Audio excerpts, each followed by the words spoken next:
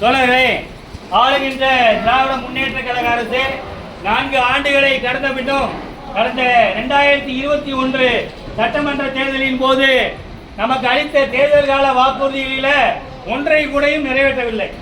முதல்வர் பல இடங்களில் சொல்றாரு, சொன்னதை செய்வோம் சொல்லாதையும் செய்வோம். ஆனால் நம்மளை பொறுத்தவரையும் சொல்லாதையும் செஞ்சிருக்காரு. என்ன, கலைஞரால் வழங்கப்பட்ட கடன் விடுப்பு சலுகையை கூட இவர்கள் ஆட்சிக்கு வந்த பிறகு கடந்த 4 ஆண்டுகளாக வழங்காமல் நம்மை வஞ்சித்து காலவரையின்றி முடக்கி வைத்துள்ளார்கள். காலவரையின்றி முடக்கி வைத்தது என்பது இனிமேல் உங்களுக்கு இல்லை என்பதை போலதான் அர்த்தம். நாமும் தொடர்ச்சியாக அதை வழங்க வேண்டும் என்று கோரிக்கை விடுத்து வருகிறோம். இதன் உச்சபட்சமாக கடந்த 11ஆம் தேதி மாண்புமிகு நிதியமைச்சர் அவர்கள் சட்டமன்ற கூட்டத்தொடரில் தேர்தல் கால வாக்குறுதியான மீண்டும் பழைய ஓய்வு திட்டத்தை நாங்கள் நிறைவேற்ற மாட்டோம் அப்படின்னு மட்டும்தான் சொல்லல.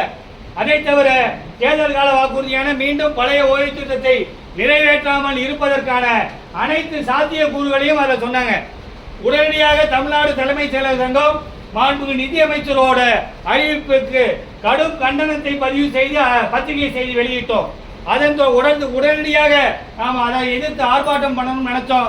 ஆனால் தொடர்ச்சியாக பொங்கல் விடுமுறை வந்ததுனால இன்றைய தினத்தை தேர்வு செய்திருக்கிறோம். தோழர்கள், இதோடு மட்டுமல்லாமல் இன்றைய இளைஞர்கள் 4.5 லட்சம் காலி, இவர்கள் ஆட்சிக்கு வரும்போது இருந்த 4.5 லட்சம் காலி பணியிடங்கள் இன்னைக்கு அதே லெவலில் இருக்கு. எங்க பார்த்தாலும் தனியார் மயம், அவுட் சோர்ஸ், தனியார் மயம், தாராள மயம், அவுட் சோர்ஸ், ஆலோசகர்கள். அந்த அடிப்படையில் நம்முடைய கோரிக்கைகளை வாழ்வாதார கோரிக்கையான மீண்டும் பழைய ஓய்வு திட்டத்தை நிறைவேற்ற வேண்டும், முடக்கி வைக்கப்பட்டுள்ள சரண் விடுவிப்பை விடுவிக்க வேண்டும், காலி பணியிடங்களை உடனடியாக நிரப்பிட வேண்டும் உள்ள கோரிக்கைகளை வலியுறுத்தி இன்று நடைபெறக்கூடிய கோரிக்கை முழக்க கவன ஈர்ப்பு கூட்டத்தில் அனைவரும் தவறாது கலந்து கொள்ளுமாறு அன்போடு கேட்டுக்கொள்கிறோம். இது அலுவலக உணவு இடைவேளை கூட்டம் தான், அதனால் யாரும் உங்களை தடுக்க முடியாது.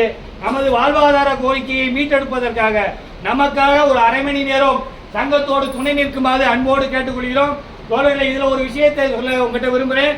2017 அன்றைய ஆட்சியாளர்கள் ஊதிய மாற்றத்தை 7வது பே கமிஷனை அமல்படுத்த காலம் கடத்திய போது நாம் அனைவரும் ஒன்றுபட்ட சக்தியாக களத்தில் இறங்கி போராடினோம். நீதிமன்றம் வரை செய்து அந்த ஆட்சியாளர்களை நிர்பந்திக்க வைத்து ஊதிய மாற்றத்தை பெற்றோம் என்பதுதான் வரலாறு.